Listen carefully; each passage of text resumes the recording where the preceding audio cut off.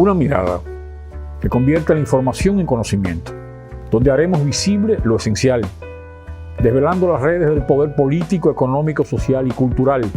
Acompáñanos en esta experiencia única. Cambiar el modo de ver es la clave.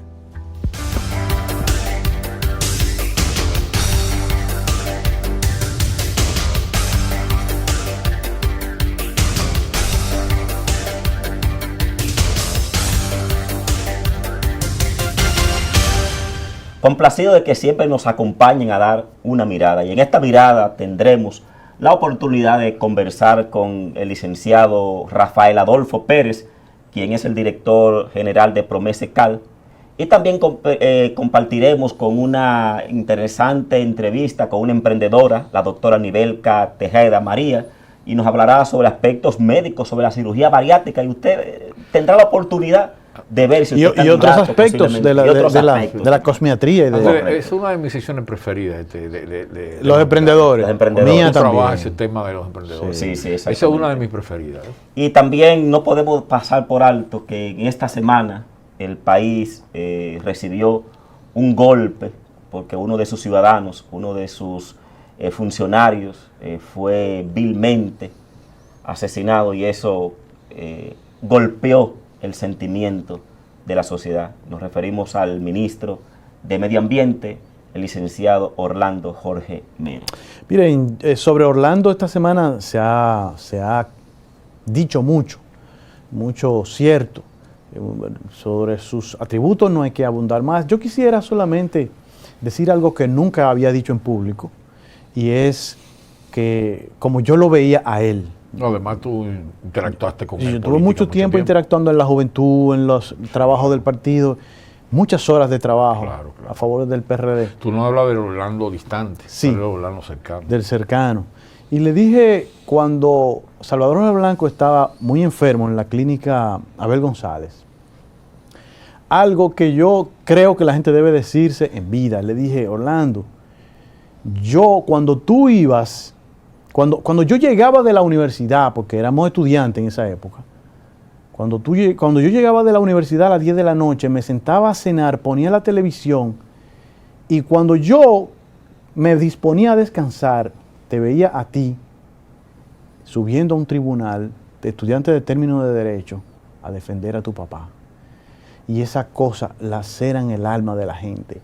Y ese tipo de cosas a él en vida le golpearon mucho. Y quizás son cosas que afectan el alma para siempre y cosas que son imborrables.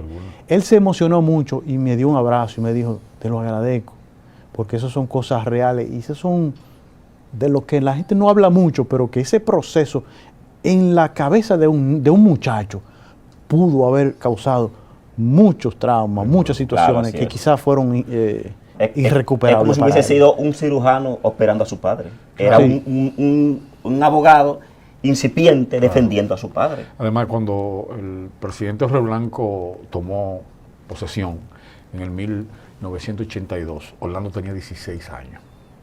Cuando concluyó, Orlando tenía 20 años. Y ese proceso judicial que tú describes fue, como tú dices, 20 años en la universidad, graduándose 24, 25, 26, tratando el tema de la acusación a su padre. Así es. Que yo quiero decir, a la luz del tiempo y del conocimiento. Con la imparcialidad que da el tiempo ya. Sí, y no porque esta tragedia que no debió suceder nunca. Es imposible imaginar a Orlando terminar así. Es algo imposible, no cabe en nuestra cabeza. No se veía venir. Y yo creo que también es justo decir que el presidente Jorge Blanco no debió haber sido tratado así. Miren, las evidencias nunca pudieron comprobar un beneficio directo. O sea, a los presidentes no se le acusa por negligencia. Todavía la ley no reconoce eso.